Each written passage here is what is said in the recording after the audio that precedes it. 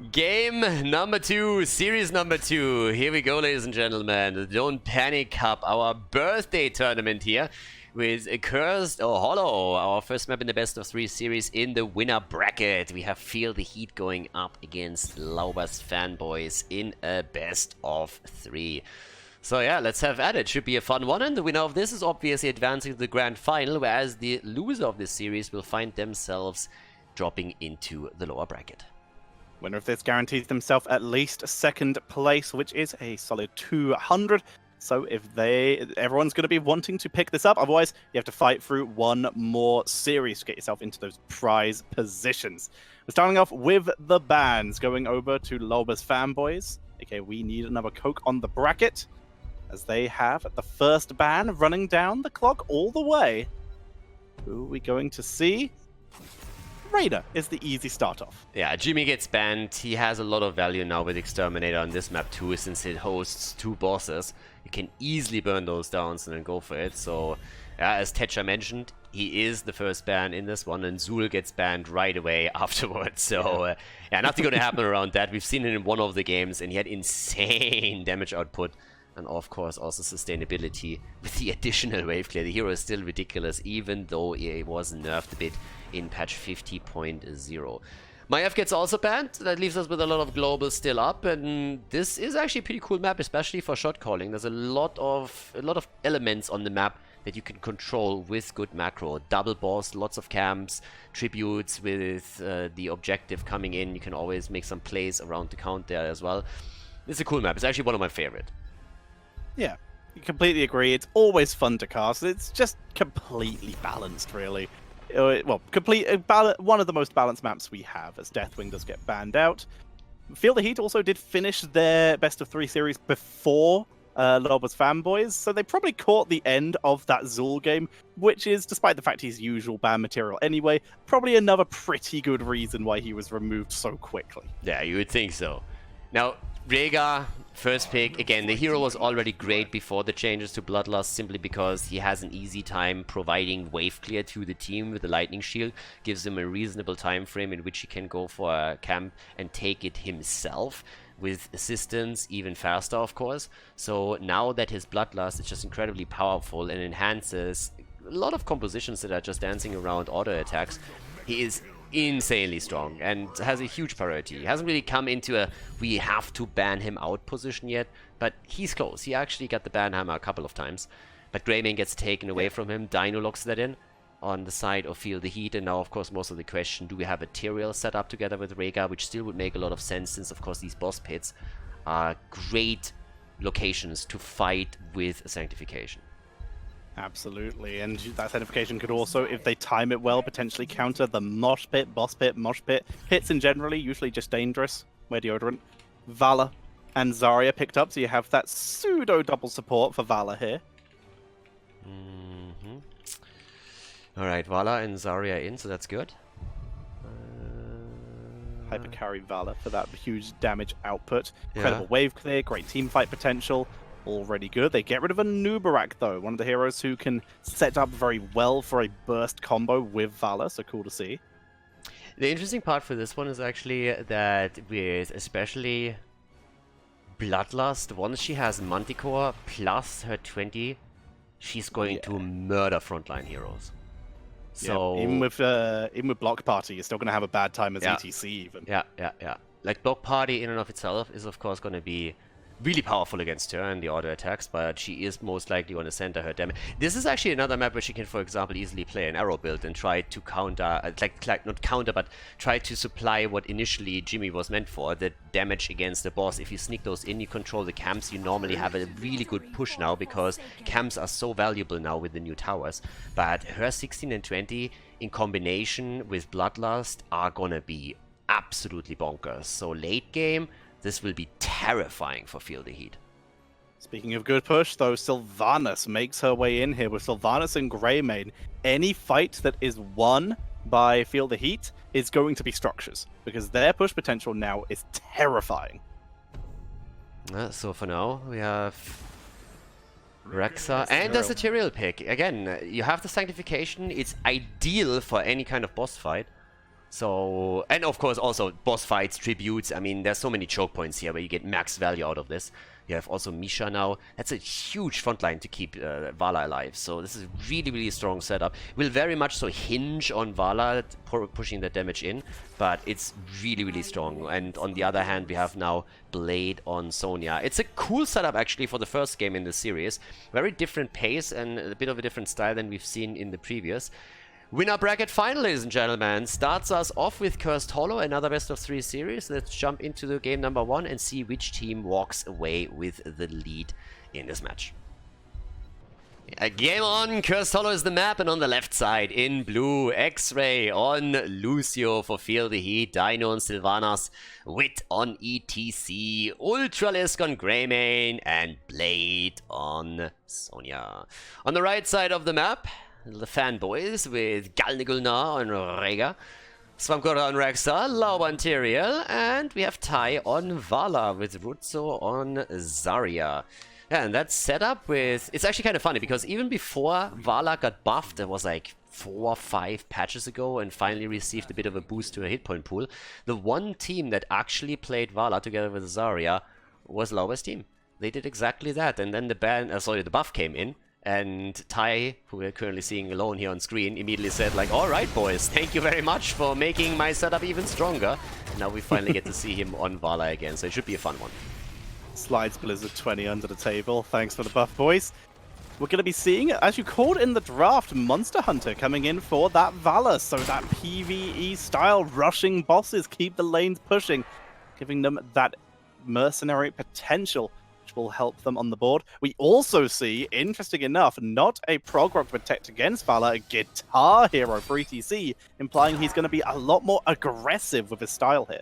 Yeah, well, talking about aggression down here, we have already our first big skirmish between the teams, and there's the power slide. Zarya's in trouble, but so is Greymane. Greymane nearly going down, but instead it is Zarya falling, and that's a very aggressive posturing of Feel the Heat, but it leads to the initial kill.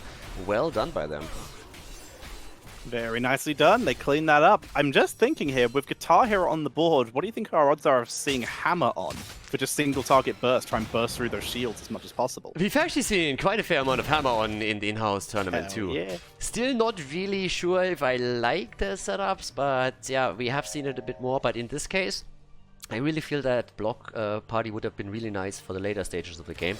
But if they of course can push with Sylvanas, dominate early on. Sylvanas Greymane is always a great combo if you're trying to take structures down. One for the disable and the additional damage, and then you have Greymane coming in. Even Sonya can be powerful for that. So it's an interesting setup that they're running now. Is block party's charges, right? Because if so, then they probably didn't pick it because of Zarya. Yeah. I mean, there's also now possession in. Again, rotation towards the bot lane now with Ultralisk and Wit looking for another kill. They're playing a very aggressive early game. They're trying to set up these ganks on the lanes, trying to go for those kills. But now that camps are more and more focused, I mean, for Lauber's Fanboys, I really think they need to play it a little bit slow. Obviously take the fights when they are there, but maybe not too aggressively look for the battle, maybe for a quick kill against someone like Blade over here, which is exactly what they do, locking that in and securing themselves their first kill. But late game is going to be great for them. You have quite a few targets at the front line that Vala, once she gets her level 16 and 20, can focus on, and together with the Bloodlust of Rhaegar, that should really destroy frontline heroes. And as we already talked about, having the arrow build allows her also to go for quick bosses. So this is a very dangerous setup in the late game.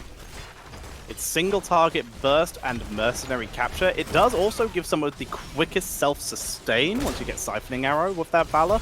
So it's going to be cool to see, especially if we're seeing the continued theme of Sonya going for that shot of Fury. So even more single target burst coming out of the team here. So Vala's just trying to keep herself self-sufficient while also gaining map control, as map control is currently held by Lauber's Fanboys as they pick up the first tribute. Easy one for them to claim. Bot lane, Zarya is still holding it pretty much solo against ETC.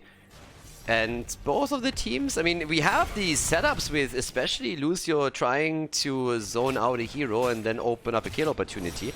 Didn't quite work against Lauber, who's quick on his feet and make sure that he is not locked down.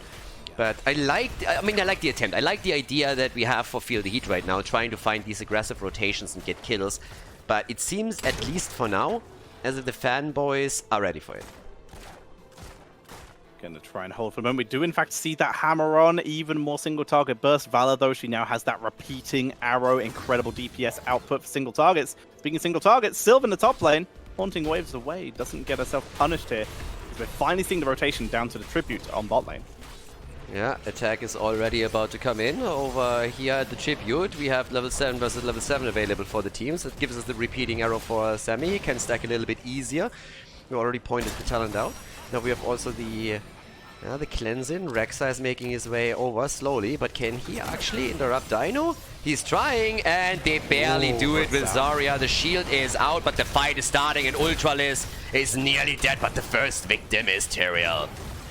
Dino gets eaten alive as well. Gardner Gunner was the one with the dive here, able to chase a couple people in towards his own base and get some good punishing kills. X-Ray joining up with Wit as the numbers are very much not in their favor. Wit body blocked, doomed, gonna be taken out here, and that is gonna be a 4-for-2 in favor of Lauber's Fanboys. They will pick up tribute number 2.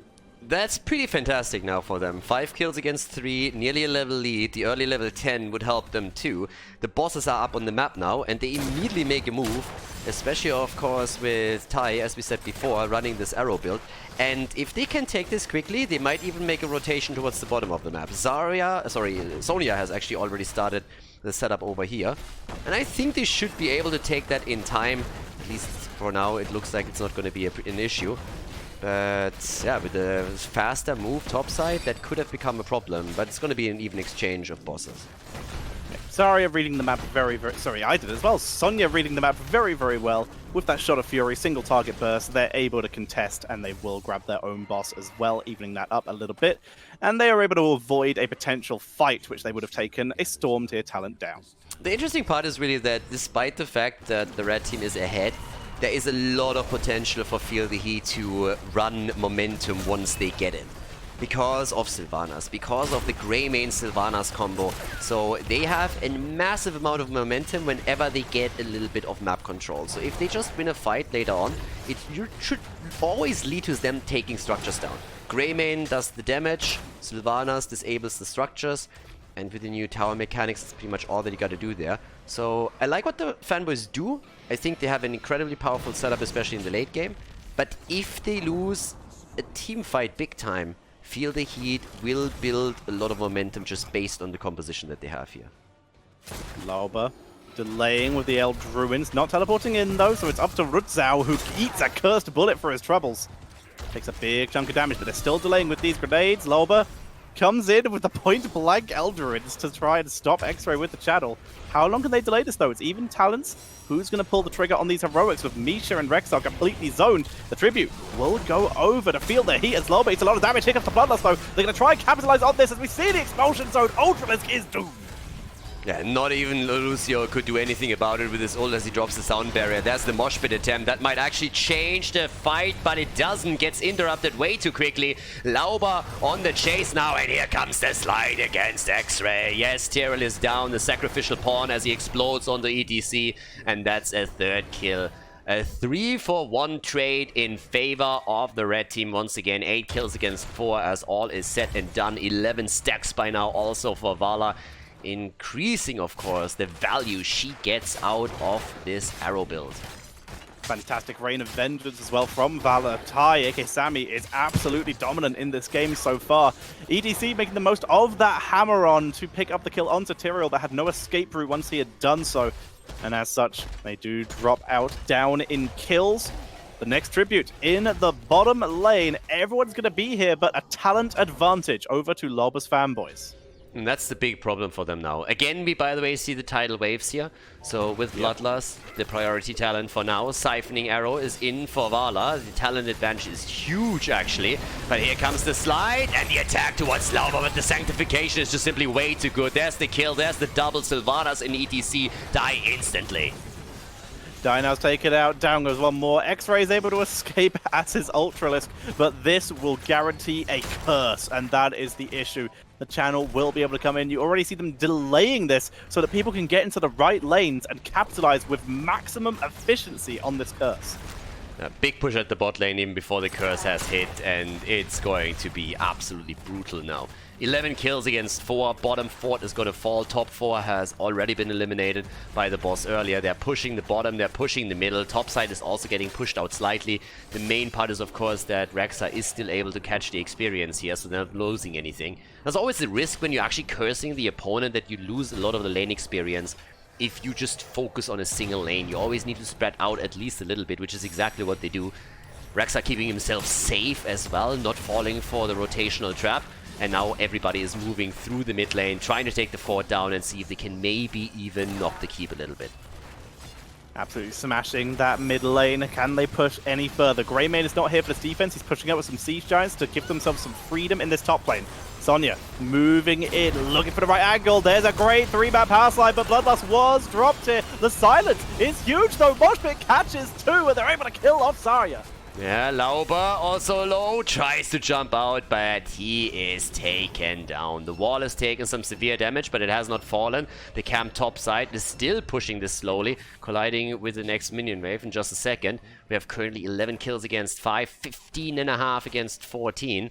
But all the forts are gone. That's a huge problem. But as I said previously, if you get kills on the blue team side, they have momentum that they can build up through the composition that they have. But how much can they do with this? They're trying to see if they can at least take the fountain down over here. They go for the wall. Greymane can now bring them through the small side wall and they can take this entire thing down. But the fort should still be defended by the respawning red team. Yeah, Black Arrow's expired. That's exactly what we were talking about in the draft. Black Arrow plus Greymane equals dead structures. They were to pick that up. They even use the possession of Sylvanas to steal a catapult in mid lane to take some of the aggro from the fort while they moved in. They're able to take that. Now we will see both teams rotate, and they're going to trade out bosses. Snappy rotations here as quickly as they can. That's exactly what they need to do. Zarya stands in the boss stun to get the additional energy with the shield bot lane. Of course, we have another one taken here too. Takes them a few more seconds.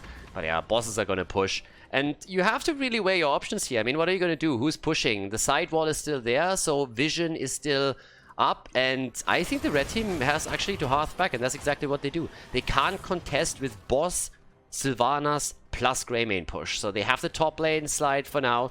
Greymane is coming back to defend outside of the red team's vision to deal with all of this, and Sylvanas is empowering the bottom push here. So their composition forces the Fanboys to react defensively. Black Arrow is about to expire, making this a much harder defense. Here comes the boars and everything else. Bloodlust, they're in the full chase. Lucy with speed boost, sound barrier. They try to turn it, but Moshpit is in front by the expulsion zone. Wit is completely isolated. He will be taken out here. But Blade is taking a lot of damage from Lauber. A good boot by X-Ray with the speed boost. They will disengage, but ETC goes down. This bottom keep will be defended, and Greymane will be able to clean up top lane. But that is a good situation. They won fight for Lauber's Fanboys. That's a lot of damage actually against the bottom keep. So despite the fact that they got the kill, they still lost out in structures a bit. And since it's so difficult these days to take those down, it's not really that bad for Feel the Heat. They are falling behind in hero kills though. So they need to be careful about that. But as long as they trade structures, they are gonna sit a bit better there. And they're even trying to invade right now. Both teams, interestingly enough, invade the opponent's bruiser camp. Yep, with the numbers advantage, everyone on Lauber's Fanboys knows that there is going to be no contestant on the objective, so they push up, take the mercenary camp, but well read on the map here. Feel the Heat capitalize as well, and they grab where they know they'll be safe, and they're able to steal the opponent's mercenary camp and just port back to base. Yeah, Sonya is also hearthing now back, trying to defend again. For both teams, the next tribute is actually not really the most important one. It's going to spawn top right. But for each team, no matter who gets it, it's only going to be the second one. The level 20 talent is going to be a problem for Feel the Heat. For Feel the Heat, it's kind of important to grab this one, because if they don't, they have to fight for the next one, which will be the third then for the Fanboys. And by the next one, level 20 is going to be in the hands of the red team. So this one is actually important for the blue team after all. Well, Wit looked like he was in danger for a second there, but does the double wrap around with his power slide. Doesn't have it fully engaged, though, as X-Ray hit by the Rain of Vengeance. Misha able to escape with the speed barrier, though, and no one dies in that fight. It's always trying to just like simply force something here. But yeah, this one has to be won by the blue team, or they're gonna run into trouble. It's only one level that's missing for 20. So Lauber, they can let it slide. The next one after this is a freebie for them. They know that. There's the double arrow. Ultralisk. He barely makes it out. But oh boy, he was insanely low. 190 hit points. So here comes the tribute. He ran into his team to avoid the hungering arrow bounce because that might have killed him. So very good reactions from the rest of the team to keep him alive. Okay, so here's the situation that we explained previously. 19.5 nearly. But oh boy, if the blue team loses this, they're in so much trouble. Here comes the Bloodlust. Blade gets attacked, Sanctification, and the double kill. That is absolutely horrific. A horrible situation now for Feel the Heat, and they're going to lose more. Mad mosh pit, but the insta-interrupt by Svala. Ty's positioning in this game has been absolutely incredible. He has almost always been on point, away from the rest of his team, but close enough for damage, far enough away to avoid getting caught in these mosh pits. They pick up the triple kill. They use the Zarya shields to pick up a keep, and with 20 seconds left, will they try a core race with this? They're going to begin to move forward. Yeah, they're actually going for it. They're going for the core right now, and honestly, they have what it takes. It's 10 seconds until Sylvanas is back. They need to make sure that they actually stay on topic, though, and currently they're not really doing that. So the core is finally falling as they're refocusing on it. And here comes the big attack. Level 10 or 20 gamers, even Rancor. They're burning it down quickly, and that is the lead. Lauber's Fanboys, they take game number 1, and they take the advantage in the best of 3 series here in the winner bracket.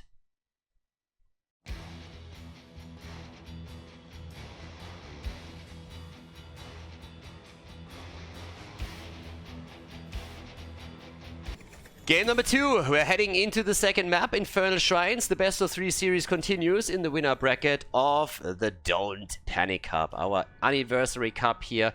And again, congratulations to Don't Panic hosting all of this. And we have Infernal Shrines up with a lead for the Fanboys of a very well executed last team fight, which the blue team was forced into because of the discrepancy in experience. They couldn't let this one slide, even though it was just a tribute for each team. But if they let this one go, the next one would definitely curse them, since level 20 would have been on the board for the Fanboys anyway. So pretty well done by the red team, and let's see if they can make this 2-0, or if Feel the Heat actually fights back into this. Zarya going to be banned out. She was an incredibly useful tool by Lauber's Fanboys in the last game, setting up Tyrael for many sanctifications. And we see Zul banned out just consistently. He is so strong, either in that main tank role or even in an off-lane role of a Q and Jailer-based build here. So cool to see them banned out. And of course Deathwing, because it's Deathwing. And he was not a mount. I'm sure you were disappointed.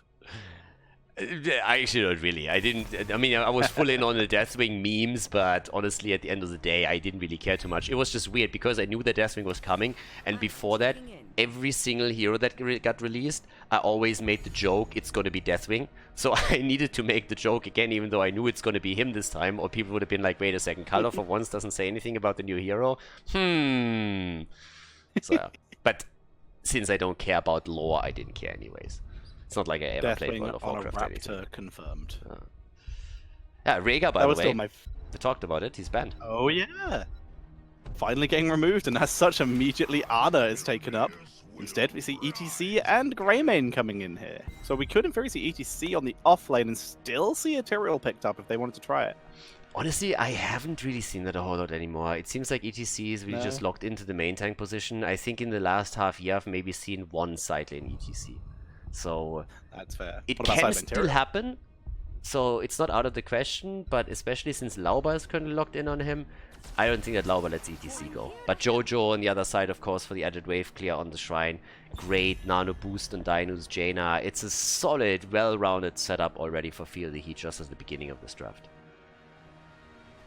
Johanna, Jaina, Ana, the nano boost Jaina is very scary. But they need to be careful of all this hard crowd control. Zeratul, yep, that is a sensible ban, because that wombo combo could be incredible. Yeah. This is another thing that we don't see that much anymore. NA still plays it, by the way. So NA still plays Void Prison into Ring, to an extent. Yep. Europe, it's all about the might of the Narazim these days. Even if you have the Jaina set up. Sorry? It absolutely wrecks. The burst damage is mental there.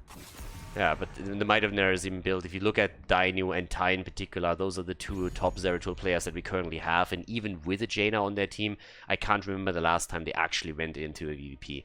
The newly found strength of Might of the Nerazim and just like the mobility that you have to wreck the backline is incredible. And both of these players are really good with it. I'm actually very surprised that we haven't seen Zeratul played by either one throughout the tournament yet. Yeah, he's dropped down the priority, so we're not seeing it again. What we are seeing again, though, Tassadar makes his way in for the second time today, filling in that mage role with Greymane as the main damage and doing a support. Immediately, though, banned consistently, Maiev makes her way into the game. Yeah, Ultralisk had a couple of games with Maiev in the in-house playoffs, in the in-house tournament, and his Maiev was disgusting. I think he got her twice, and then everybody was like, okay, we're done with this. This is over.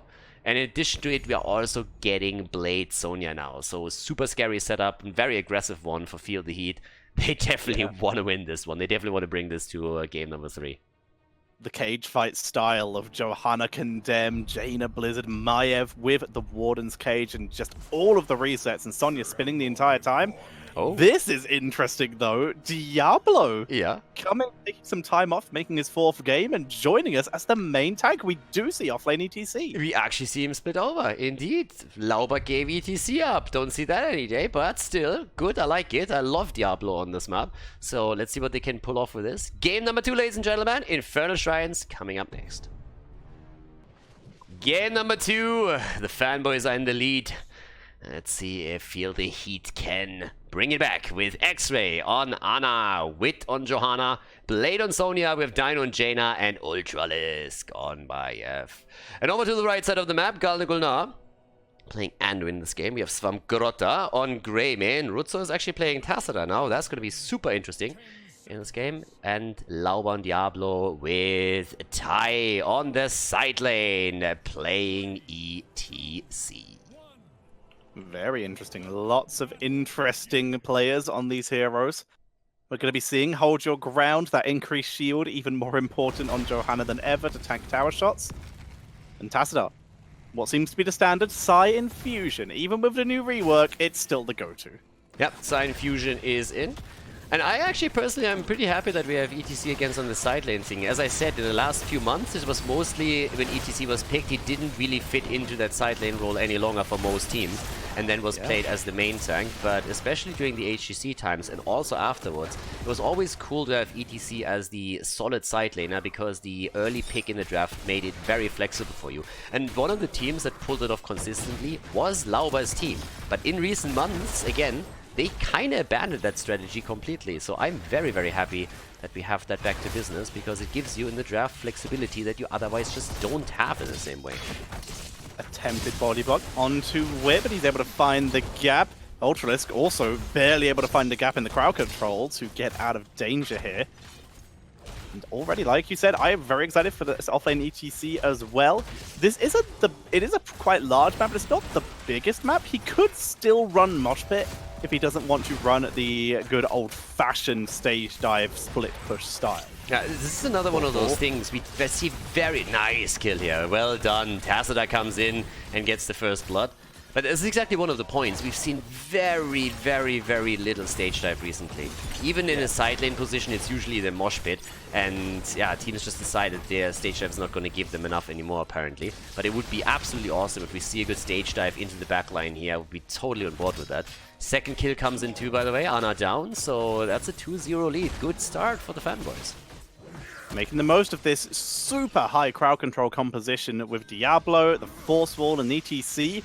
If anyone is out of position, they are going to get it. And of course, Ana doesn't have anything that even resembles a cleanse for a really long time, so they can be punished pretty hard for this.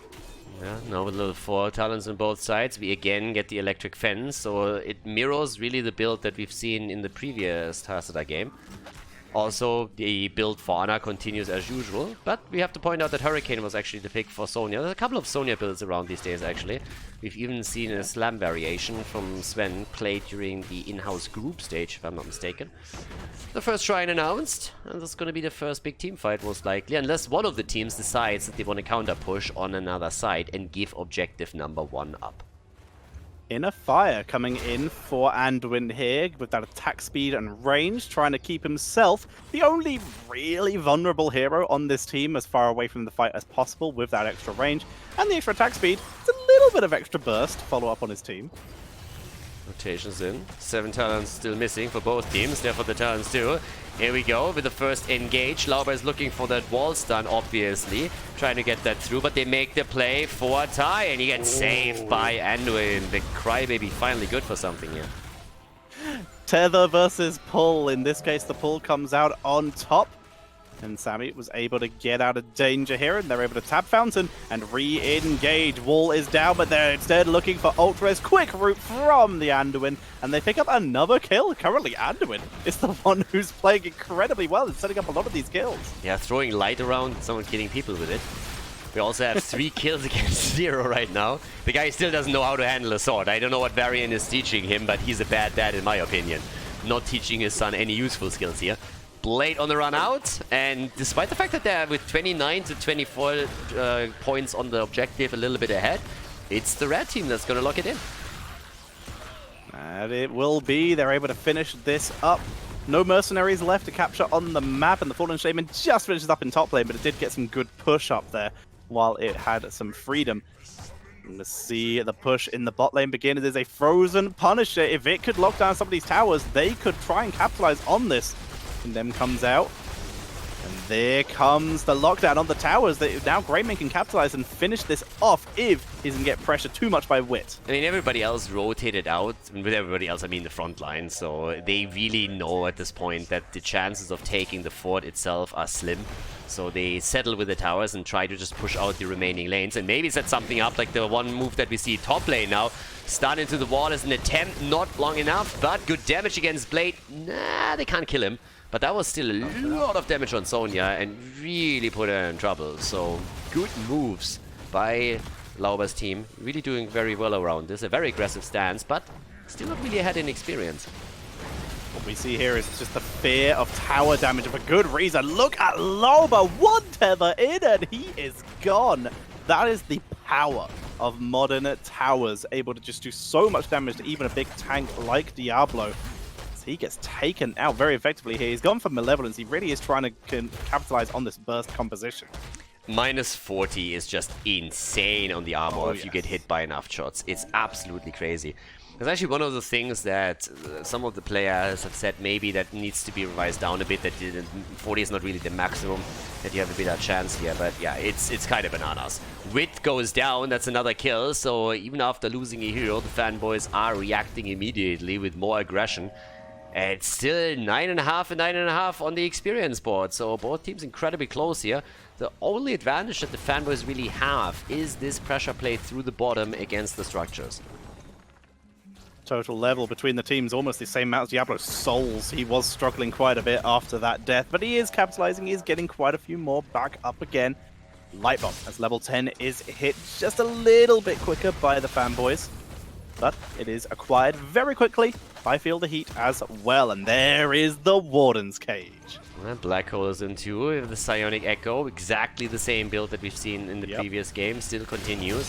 Of course, as usual, also the Water Elemental and Stage Dive. Yeah, really happy about that.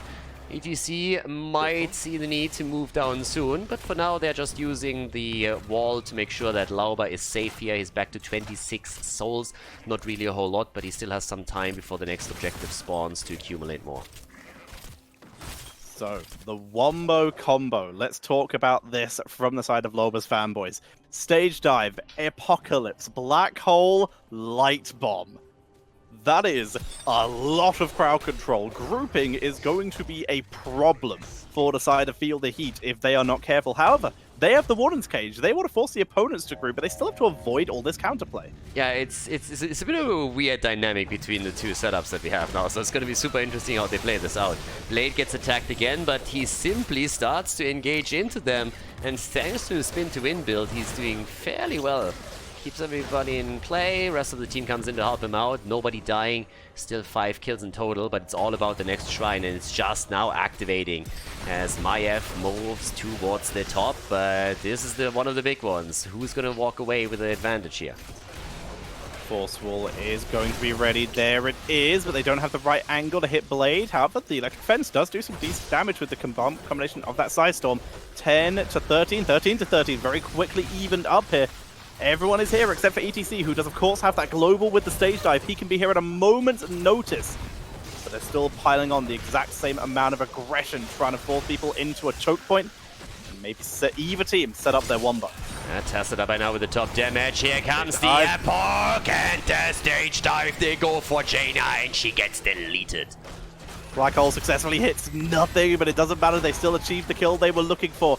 We can see the objective still being raced out. It's 39 to 25. They're trying to zone away Blade, but it's too late. They might be able to kill him, though, with the light bomb. Here comes Fanboys, and they pick up the kill. 2 for 1, but the objective is going... Wit? Okay, he escapes. The objective does go over to Lauber's Fanboys. Yeah, they grab it, and of course now, top side... you mean Feel the Heat. Feel the Heat gets it. Yes, sorry. And Lauber's Fanboys, they need to defend the top, and, well, they lose Diablo here. So despite the fact that they got most of the kills, they lose not only the objective, but they also start losing heroes now all of a sudden. Yeah. Diablo down, Tassadar eliminated, and the fort in the middle is heavily exposed as the blue team is looking to take the first fort in this game. They not only get that, but they did severe damage topside after ETC jumped down, and they're going for number 3 at the bottom of the map too. Yeah, this just turned so fast here. A double fort play coming in for Feel the Heat here. They take control. Remember, they are 1-0 down. They are down in this series. And they are finally starting to get some momentum on their side, picking up the kills, picking up the structures, and that passive XP over time from those forts is going to be huge for them. And this is a really weird one if you think about it, because the way that all of this started, and with the kills too, you would have expected that the Fanboys do a little bit better in that situation, but then it all turned against them, and now they lost a huge amount of control. The control is actually firmly in the hands of Feel the Heat now. They take pretty much every single camp there is, paint the map blue, have a lot of vision now as well, and they're in a great spot to maybe even invade the Bruiser camp later on. Experience is still the same, but just simply taking all these forts and fountains down is giving them a mad advantage heading into the next objective. Skins on anti-heal stage dive will just hit Maiev, who bolted the Wardens out of there. Black Hole comes out, just skims Ultralisk, unable to set him up for the kill. Good angle on it. They've been able to defend the fort, but for how much longer? Because there's just another minion wave coming in. We're just going to see round 2 here, but now with less heroics. Yeah, all they need to do is drop that Blizzard, and they do a bit more damage from Blade, and that's the end of it. So all the structures destroyed. Tassadar has to rotate over. Nice, great kill here. 4 versus 5 at that moment, but they can't get the kill against Jaina. Tassadar is here now too, and they're trying to get a follow-up. The problem is ETC falls first, and Sonya just doesn't care. Spin to win the entire time. The APOC comes in, doesn't connect with anybody, but forces them to move out. But Lauber gets targeted, he gets dropped. And Feel the Heat is turning the fight and looking for more kills. Everything's falling apart here. We can see Garner gonna be taken out here. That's gonna be a 2 for 1 here. Svamgrotta, yep, slight issue, nowhere to go. He does go for the combo, tries to get it with the Cursed Bullet, but cannot win the 1v3. Port's coming out just to defend the base, to heal up after that fight. But this has been messy. 16 to 15. Feel the Heat are back in this game. They finally evened up the kill count. Yeah, it's 7 kills to 7. 16, as you said, is in, and map control is absolute. Feel the Heat, they take the camp away, they can prep for the next objective, and since all of the forts are gone, next Punisher, if they take it, is going to make its way over towards the keep. And that's already on the defense. I mean, catapults are pushing in, camps are pushing in, that's more time that they're going to need here. Tassadar is on 27,000 damage, is also picking up with level 16 the Psychic Shock again. Executioner, this is getting really tough for the fan club, and honestly, given how the early game started, I gotta give some credit to Feel the Heat. That was a really good comeback that they have so far, and if they can hold on to the control, they should be in for a really solid, smooth fly towards the core.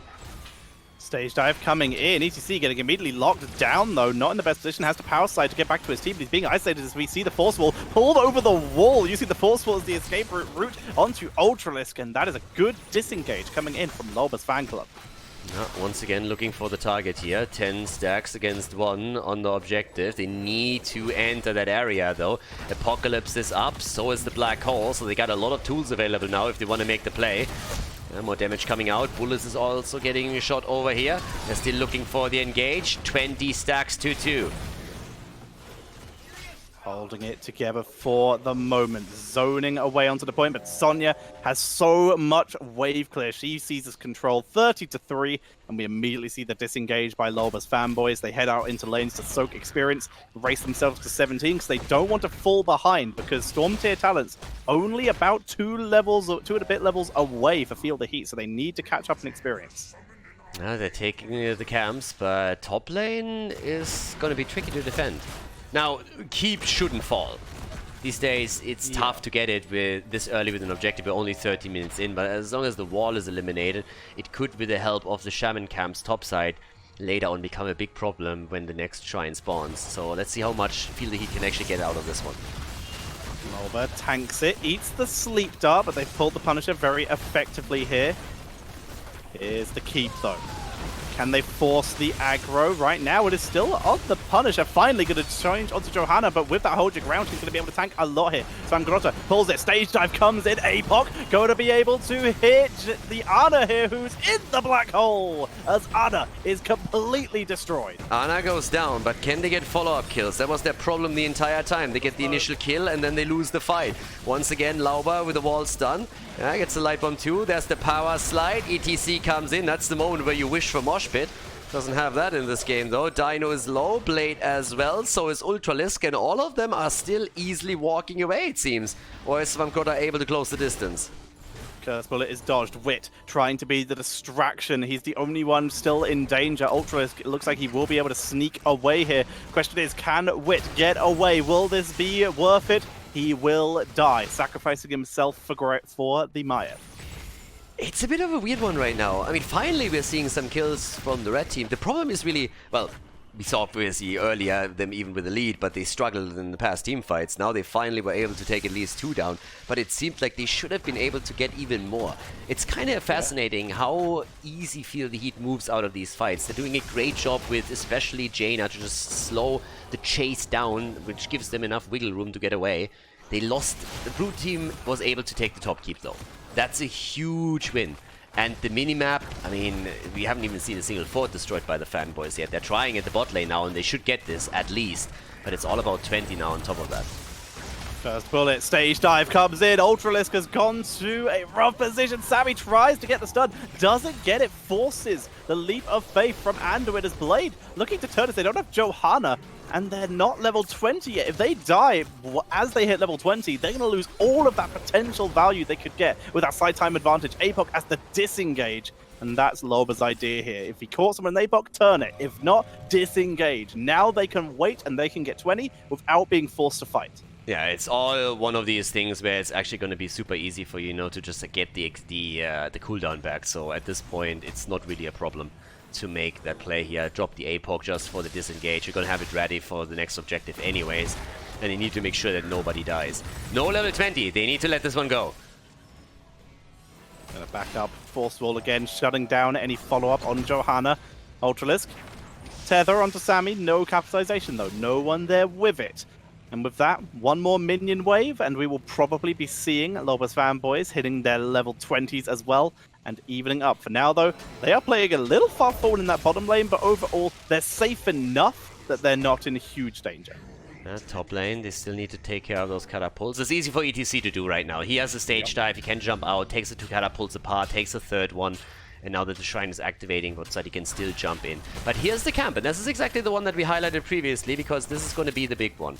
This is going to be the problem once that it pushes the catapults towards the core. 17 minutes in, that's not quite Winion territory just yet, but it theoretically can do the damage. So now 9 kills against 7, 20 versus 20, which gives us 4 Tassadar, the force barrier at this point. I'm excited. The old-fashioned is still as scary as before. We also have Bolt and Hellgate for ETC and Diablo respectively, and Glyph of Faith. Where is your faith, Anduin? Giving his team the chance to escape bolts, glyphs. Everything is about disengage for this team. Sammy on the way out, already taking a lot of damage from the water elemental. Great side storms by Tassadar, dropping Blade quite low. It was a really good slow once again from Ana, and of course the sleep as they came in. Here is the light bomb. They're trying to hold the point. 33 stacks already in favor of Feel the Heat. They're looking good there. The attempt to go for Sonya, the wall stun. Blade gets a shield, and at this point the APOC gets thrown out once again, doesn't connect with too much, and there's the Punisher for the blue team and the double kill against the Fanboys. The cage coming in from Feel the Heat, shut down any chance they had there. Sonya with the ignore pain bought enough time for the turnaround, with Diablo having a bad time. He has enough souls. ETC is able to escape. He will make it back to his base. He's trying to buy time, stop people focusing the keep here, be a distraction, but he's got to live through this. If he is not here for this defense, there will be trouble. Diablo dealing with the catapults that are attacking his core, but the keep is being ignored. They're going to try and rush it. Sammy says no. I mean, why wouldn't they? They're just simply easy going for that. Mid-fort, mid-keep is nearly falling. Bottom keep is about to fall.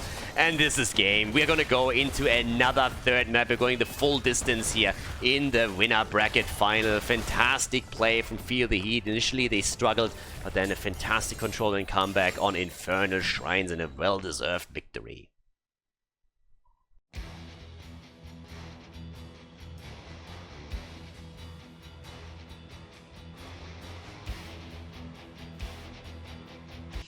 Okay guys, let's go. Game number 3, and yes, you saw correctly. We are on Hanamura. Tetra, you have to explain this one. Why are we seeing Hanamura? What's going on with the map pool in this tournament? I simply, for the sake of convenience, chose the Storm League map pool, so the only people we have to blame here are Blizzard. I just heard that we have to blame you for that. I heard we have to blame X-Ray because he's the one who chose it. I didn't actually expect anyone to pick it. We can settle on X-Ray. I'm okay with that. Blame the Germans. It worked in the last century. It works now too. All right, let's go. There's the Bayev pick over there. Yeah, that's fair. No extra, well like the Brit has no comeback for that? Not chipping in, not piling on top of it? What's happened to you? Okay, well, I will say for one thing, a thing I saw a while ago is when America started pulling representatives from international events, in the words of the international community, they were looking for someone else to really lead the international community. A lot of people didn't want it to be China. Germany seemed like the obvious choice, but in the words of one of the high-ranking officials in Germany, people are still a little bit uncomfortable with Germany leading things. Which I thought was hilarious. Zool's back! Zool makes it through again. Oh yeah, fair enough. So Zarya banned out, Rhaegar gets banned out too, no blood loss in this one, I wonder why. Ultralisk with the early Medivh pick. I'm actually very happy because in the in-house tournament, Ultralisk played on Hazorbs' team. Hazorbs is of course a fantastic Medivh player, so whenever Medivh was played, it was Hazorbs rocking the hero, but Ultralisk has shown some very, very cool Medivh plays before the in-house tournament, in in-house matches and other setups, so I'm actually pretty happy that he gets to play the hero right now. Should be really cool to see him in that role, and we get Greymane together with that, so a strong setup, but as you already alluded to, Zool is the first pick, so he's once again on the map.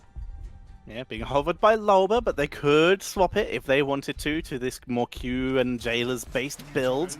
Reyna and Malfurion coming in. Reyna, another hero, slipping through the bans this time.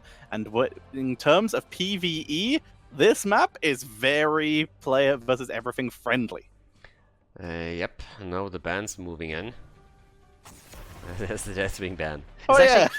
Yeah, Deathwing is still there too. It's kind of funny that Deathwing is all of a sudden getting banned out to that extent again, because the last 2 days of the in-house tournament didn't really show him with such a high priority anymore.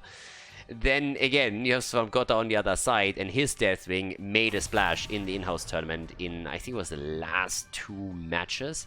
So I think it's also a little bit of a target there, since of course players still remember exactly what was happening there yesterday. The Garrosh ban on the front.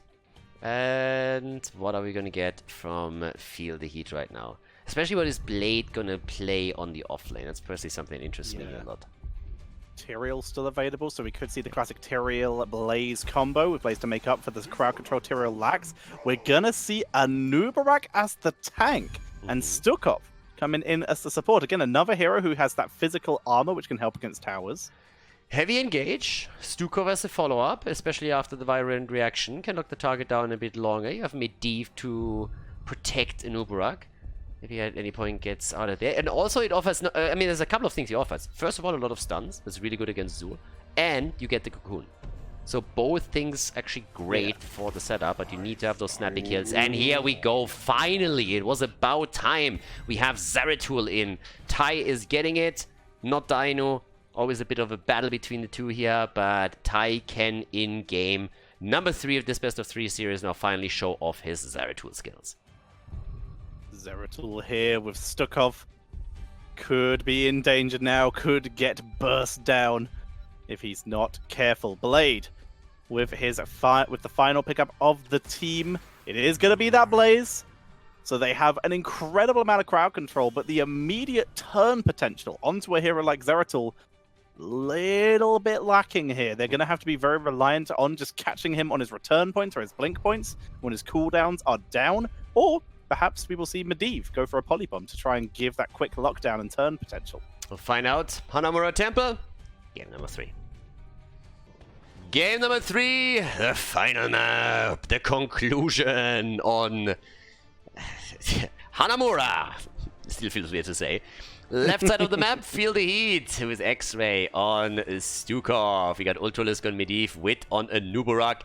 Dino is playing Greymane in this third game, and Blade on Blaze. On the right side of the map, Lauber's Fanboys with Khaldor on Malfurion. We have Lauber on Zul, Rutsu on Reyna, Tai again. Well, actually not again, but finally again on Zeratul, and Swamgrotta on Rexa. Shadow Hunter on the Zeratul cooldown reduction later on to capitalize on the follow-through style talents. And we are seeing Spine Launcher on Stukov. He wants to stay away from Zeratul if he has the option. Yeah, already the attack down here. I mean, with Zeratul, you pretty much see Dino and Tai currently with 2 builds. Either you go for the Shadow Hunter build and you're really trying to work on the mobility and the reduction. If you still go into something that heads into Cleave, then usually it's only the level 1 and the level 16 talent that we see these days. And it's pretty much the more uncommon build out of the two from these two players, which are currently the top Zeratul players in the European scene. Heavy aggression on the lane. We have a lot of rotations happening right now with the Nubarak trying to set the kills up, and so far nobody died just yet, as Ultralisk on his Medivh is also starting to get a couple baseline stats together. We're playing ARAM because everyone has suddenly arrived in top lane except for Greymane. Root onto Blade as he pulls back. Quick silence from X-Ray though shuts down the push. Bot lane, only Greymane is still there, trying to hold the experience for the team. And now that we have the 1 minute mark passed, we see camps attacked right away. Already turrets being gathered as quick as possible. We see a Sentinel started. Medivh sees it. Almost impossible to see it invade here. And Greymane soloing on the other side, already starting up there as well. Or getting soloed. Oh no! No! Fantastic play over here from Dino. The big skills coming in, and yeah, he just got ninja'd, I think. The highest level of play in Europe right now. And Dino leashes the camp, team comes in to help. I mean, this is literally like, I don't know how this map works, like who plays this shit? I love the idea that he plays it off, just guys say, hey, I didn't start it, I was waiting for you guys.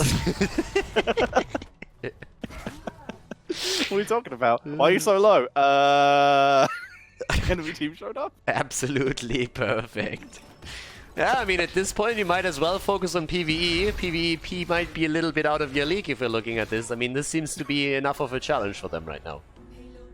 Oh dear. Well, everyone was able to get their Sentinels in the end. Vision, 1 for each team captured already, as the first objective is going to be up in 20 seconds. We'll be ready to go. Rutzau with the turret on his team, going to be backing up, wrapping around the long way to get to his team so he doesn't get caught out by a Nubarak and Blaze. Malfurion, again, some fantastic roots for his team here. Really putting on the pressure and preventing too much aggression. 3 minutes in so far, no kill, and it's again about the camps. Exterminator, mad value for them now. And as this continues, Tai is getting more globes together, so he's currently sitting at 8, has also gone into the psionic strength as usual, as his level 4 talent choice. Of course, a sustained build for Zul as a frontliner here. The attacker at the bottom of the map, on the other hand, might put him a little bit in trouble, but the lurking arm, not enough for the follow-up and the turnaround against the Nubarak. The bug report is out and was solved already.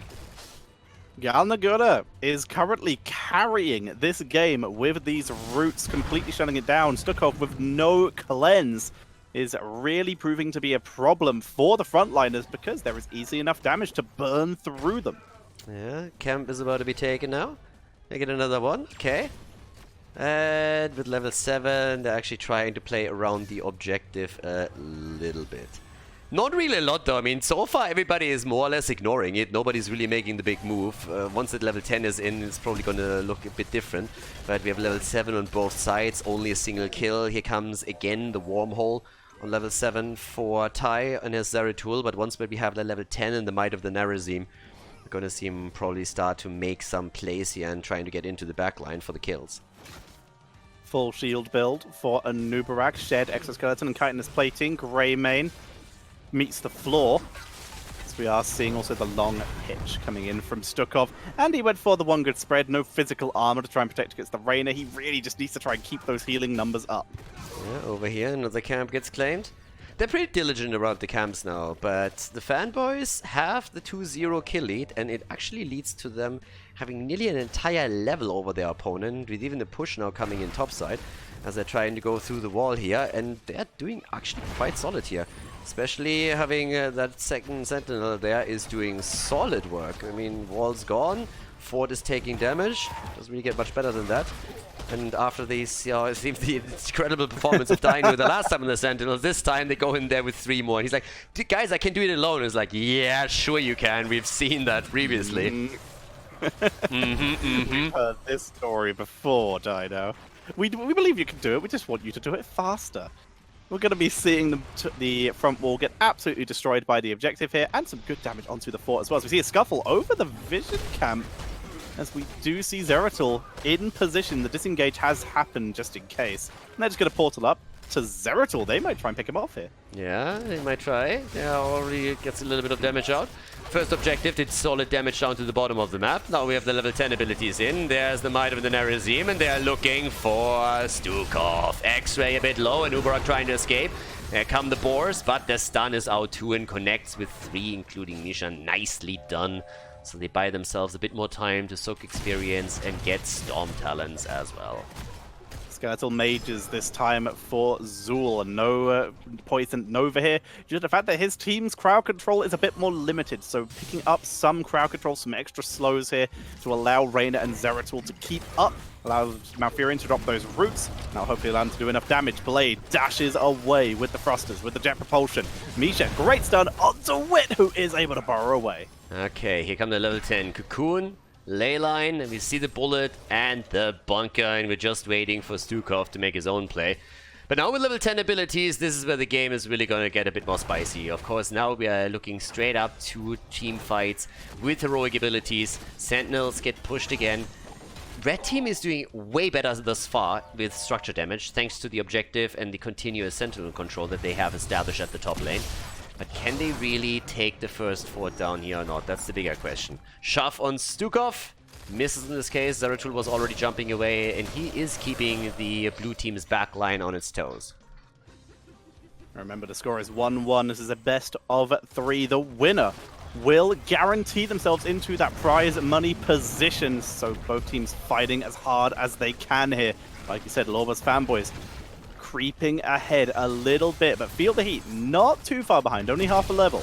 Absolutely have the chance to try it and get themselves back into this game with one good engage, but this fort is under serious harassment. And they split the map quite nicely. They have the Sentinel pushing topside, so they force a reaction out of the blue team as they're trying to hold on to both. And while the defense is ongoing, we have Zeratul just jumping in time and time again to see if he can maybe, just maybe, with his skill set and the Might of the Narazim, get a quick kill against someone. Has, of course, to account for the new tower mechanics and fort mechanics. But, yep, item is taken, as we are seeing more and more camps cleared on the map. Lanes continuing to be cleared as fast as possible. Lauber just eats them, but the portal comes down. Lauber drops the mages. Is it going to be enough, though? A noob looking to cut off the escape. He takes too much damage from the mages, and Lauber able to back up. Yeah, backs up for now. They have the advantages over here. Already the objective is back up on the map, so we could actually see another volley taken if they can escort it through. Cams are focused. 13 is in. The lead is still there.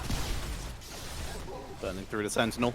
Cleaning that up. Vision portal. Looking for the fight in the bot lane as Blade is forced to back up. Lauber again. This looks familiar, but this time no mages. Just drops the turret, but he will be picked off. Yeah, nicely done. Zul down, quick kill, and that's actually the first kill that they got in this game. It's once again a game where we only see a few of those. The attempt to get the objective connected. 13 versus 13 this time, and the virulent reaction is in play. Top side, Medivh still sniffing all of this out. But yeah, teams are playing this a bit slow. Stukov is rotating down to save the fort here, as everybody else is moving into the middle and looking also for the next few camps. The portal is out. They're trying to go for Khaldor, and Birdman has no chance here. They're looking for Rain. X-Ray was able to hold him still for that little bit longer. They clean out one of the towers. Can they capitalize? Can they land the stun? Yes, Blaze stun. Perfect rupture there. And everyone's going to be able to back up. Lauber does zone them away from the towers that little bit more. But in the meantime, Stukov, he did sacrifice the fort for those 2 kills. He backed away to join in the fight instead of zoning and cleaning the lane. Yeah, and also in the top lane, the fort is also suffering quite a lot. I mean, this entire minion wave has reduced it nearly to rubble. Objective is being fought over. Portals are out again as they're trying to invade once more. Tai gets a bit of damage out against Stukov, but there's more and more momentum now for the blue team. They might have lost the bottom 4, then the top has suffered as well, but at least in terms of fight control, they're doing way better right now and have a serious chance to turn this game around if they can just start to take some of these structures apart. The objective still exists, but no one appears to have let the teams know as they continue to do mercenaries around the map, because guess what gives you a lot of XP? But finally, we're starting to see Sammy and Wit contest and have some fun interactive gameplay. Okay, stand still and wait for the other to make a move. Blaze, portal is there and will be able to escape. Good job there by Ultralist. Yeah, a little bit of a game of chicken that Hanamura plays with Zeratul. 20,000 damage for Zul in this game. Top damage by quite a huge margin. They go for Zeratul, and he's low and barely makes it out. I mean, holy hell. Wit, on the other hand, he's in trouble. They try to go for the follow-up, but the portals are ready once more to bring him back to safety. The classic no-health cursed bullet there onto the Zeratul. He does survive. We'll be able to get out of here. Full disengaged. Idar, though, taken out as Fabgrotta chases him down. That's going to be a kill going over, and that evens up the kill count completely, 3-3. And they're stealing the Sentinel away. That's actually big. That's a really, really good move. They can get the Sentinel and maybe the objective on top of it as well. So the Fanboys are looking quite strong with this push. Without Greymane on the board, they're taking the opportunity to push to the bot lane. And this one is hurting, and hurting a lot, especially since you have Zul coming in and taking the minion wave apart and spawning his own skeleton. So there is a lot of stuff that is barreling down the bot lane. They also don't have Blaze, who has some really solid wave clear to defend this, as he is currently stopping Zeratul soloing the objective right now by standing very still with a turret. And as such, he will force Zeratul to back up. But with level 16 on the board, needs to be careful. Zeratul with that Master Warp Blade is going to do so much damage. As he's soloing the objective by standing very, very still. No one can see me win. He's gonna just hover around. He still has a turret of his own, Tai. Ready for it, engaging again. His burst is so insane right now. X-Ray is going to have to be on point to stay alive against the Zeratul burst if he has any damage on him already. Good level 16 talents now for Field Heat, though. They have Epic Enter on the Nubarak to epically enter the opponent's backline and stun it out. And Greymane can totally follow up on that. What are you laughing about? I like the name, it's good, as they're going to move in and epically enter onto Rutzau, who does make it behind the wall. Good heals from Gardner Good with some wonderful moonfires for the bursts. That's going to be the disengage. Yeah, I mispronounced that talent for a long time. I thought the entire time it was a name, and then I realized it was a description. I love it. Fantastic. It's a good name for it. All right. Zeratul? Are they going to lock him down? They're trying. if they can just pop out. Spray game on point. Spray game absolutely on point. Uh-oh. Oh, no. Oh, Mistakes does were he made. get punished for It's it? Uber. There's a silence. He's dead. He's dead. He doesn't even get the turret out. That cocky little talk bastard. shit. Right there. Talk shit, get hit. This is why you don't do that. Fantastic. Yeah, it was an easy one. Nicely done. Good setup, and I don't really think that the blue team is gonna. Sorry, the red team is gonna be too happy about that. Objective, Sure, by the way, still on the map. Oh no. Regrets had. Yeah. Mercer is going to have to be cleaned up. Die now dealing with the Sentinel in the top lane. Bot lane also taking a little bit of harassment. Lauber here to help that, but they are going to disengage because, uh-oh, Wit and Blade rotating in from the side, but Div is with them. They're going to try and get Lauber. Yeah, and I actually think that Lauber there. at this point is just like sitting there and he said like, how can you die? And Lauber's like, hold my beer for a moment. He's gonna YOLO too. Is he gonna get away? Look at that sustain! He can't sustain against the bunker, but he does kill the bunker in time. He's holding! Hold! He finally gets killed off by Die now. The Leyline Seal separating him from the rest of the team, preventing any extra sustain. Twilight Dream will force a disengage, but the portal for the re-engage is still available as Ultimus gets absolutely freaking bodied by Zeratul. And loses all his stacks shortly before completing the baseline quest.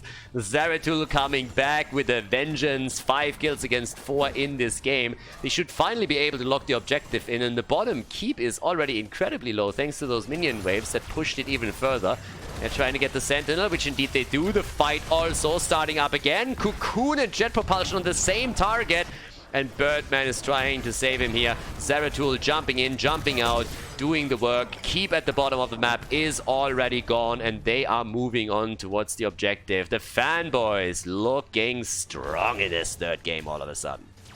With only one keep left, this objective is going to give them so much of an advantage. They're already looking great, haven't even lost a fort, grabbing another turret.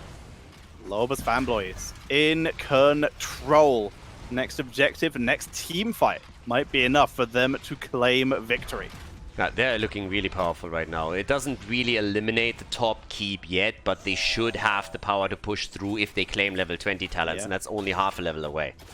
It's their Sentinel lane as well, so if they can get control of that, then that pressure is going to be very, very hard to ignore, feel the heat, which is why they're portaling up there. They want to keep everything away from their opponents. They're going to try and steal this away to prevent that danger. They want to fight right now. They want to fight before 20. That's the one reason why the red team is just simply saying, no, it's not going to happen. Take the stupid Sentinel if you want. We don't care. Zeratul is even sitting topside, trying to escort them in and maybe even take that keep down. But with 20 in their hands, they are going to do so much now. Zeratul gets it, solos it with just that sheer single target damage. Problem is, can he leave? This is the problem. Oh, the wormhole. He's invisible. Sneaking away. Greymane knows, trying to run him down. Portal. He blinks one more time. Die now is going on a mission right now for Sammy. I mean, there's the bullet, alright, gets a little bit of damage maybe, but with another blink, he is out, and there's a level 20 talent now. And that alone should really empower them to do the work now. They're in such a great spot. They haven't even lost the fort yet, and they already obliterated every single keep on the other side. Zul has busted out the Mortal Wound. He doesn't have any of the other talents, but this alone, if he can just land it, is going to prevent anyone surviving this Zeratul, and the team fight potential for Lauber here is insane. Stukov is so based on AoE and healing over time, this anti-heal is going to destroy him. Yeah, same time now also, again, that mobility with the Twilight falls over here. And they're already looking for the next target. Zeratul is topside, pushing out the lane again, thanks to the cleave. And will then start to rejoin the team and look specifically for Medivh and Stukov in these setups. They move forward. Damage on to the Sentinel. Zeratul is scouted by Blade. He's revealed. No surprise here. Here comes the fall. Here comes the Skeletal Mages. That will try and force a disengage. Force of will onto a Nubrak, which will force a disengage. A Leyline Seal will allow Blade to escape. Yeah, kill command is in. They're trying to get out of this one. Misha comes in for the stun, and X-Ray in trouble. He gets the shield, the portal. They're barely getting out, but Zeratul is already working on Dino a little bit. The attacks keep coming. The core, of course, also activated for the defense measures. Another payload spawning in a few seconds. 20 is just around the corner for Feel the Heat. And they save Nubarak before he falls here. Sentinel can't do enough damage to break through the shield. But now we have Storm Talons against Storm Talons. But still a little bit more control for the red team in this third map of this best of 3 series.